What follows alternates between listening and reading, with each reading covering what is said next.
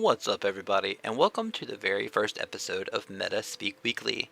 I've been back into Yu-Gi-Oh! Since about January of this year, and somewhere between the starting off phase of I'll just buy a structure deck and the phase I'm currently at of checking the OCG tournament result at 2 a.m., things have just kind of escalated quickly. Since coming back, I've played locals almost every single week. I've hosted weekly tournaments at my house. I've traveled to bigger stores for events, and I've even managed to go undefeated at one. My local scene is full of players who apparently believe that deodorant is a hand trap, but they're also incredibly good nationals invites receiving players, most of them. And if you want to survive in an environment like that, learning the game at a high level stops becoming optional and kind of becomes slightly mandatory.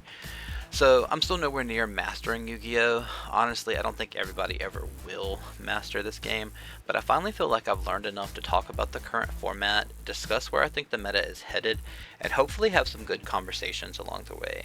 Because that's really what this channel is. This isn't me pretending I'm the world's greatest duelist. This is my journey into understanding one of the deepest, most complicated card games that are ever made.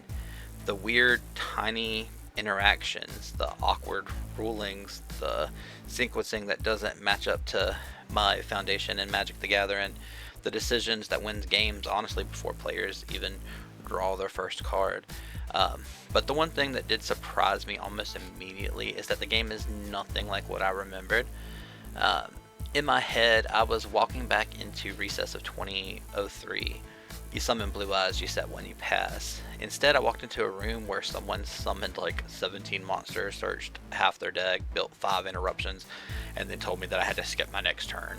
Now, of course, that's a little bit of an exaggeration, but you understand what I'm getting at. I bought 3 Blue Eye structure decks from Walmart thinking that I was going to go to locals and just absolutely put belt to ass, but instead I became the ass. The first real wall wasn't even the cards, it's knowledge, learning chain links, learning timing, learning when effects actually resolve and how, the difference between the ifs and whens, all of that good kind of stuff. Coming from Magic the Gathering, I figured I'd had a decent foundation, but realistically, nope. Yu-Gi-Oh! Has enough strange interactions that every time you think you figured something out, Konami reveals that there was actually another paragraph of tiny print text somewhere that just changes everything. The knowledge barrier alone is enough to scare away new players, and honestly, I don't blame them. It was almost overwhelming enough that I stopped myself. Another thing I learned is that pet decks are real, but winning with them isn't. Everybody has that one archetype that they want to work. Mine would be Red Eyes, because giant dragons are objectively cooler than being correct. Unfortunately, Yu-Gi-Oh! Does not care about your emotional attachment to these cardboards or old characters, because you can absolutely play your favorite deck, and you just have to accept that sometimes your reward is watching your opponent combo uninterrupted while you contemplate your life decisions.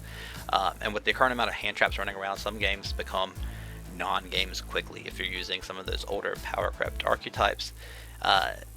They're not even games, they just become demonstrations at that point.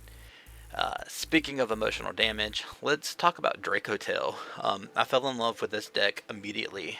Big dragons, fusion summoning, it paired beautifully with Branded.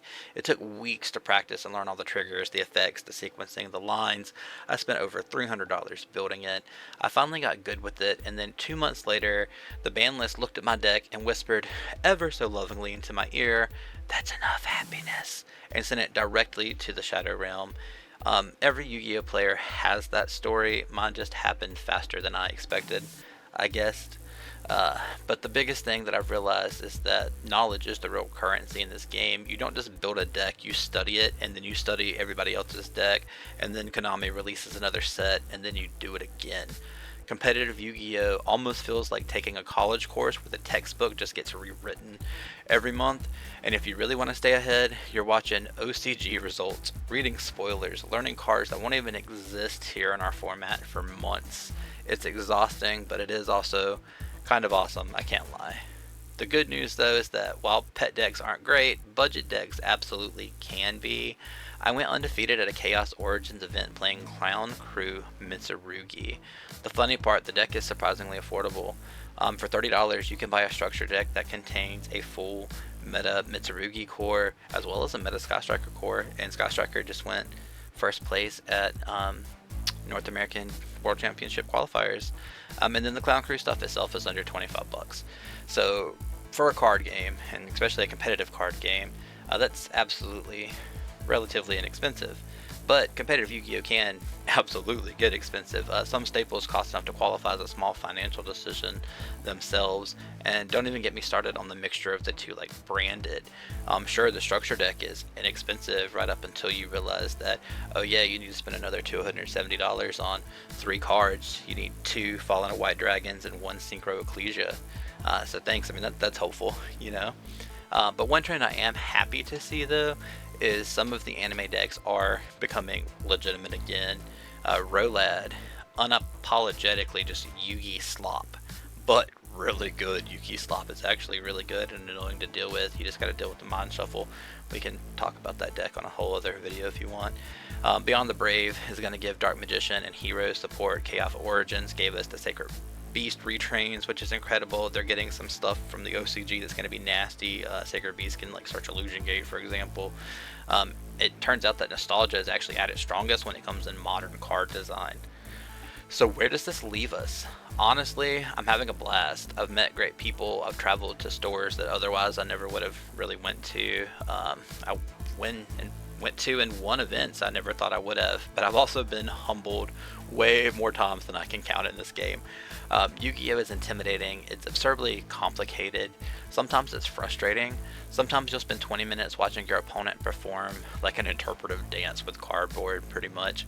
But once you push through that initial knowledge barrier, you start seeing why people fall in love with this game. And that's what I want the series to be. Every week we're going to talk about the current meta, what's rising, what's falling, what's overrated, what's secretly broken, and maybe even what's coming down from the OCG. And hopefully we'll all get a little bit better at this ridiculous game together. So thank you for watching, and I will see you next week.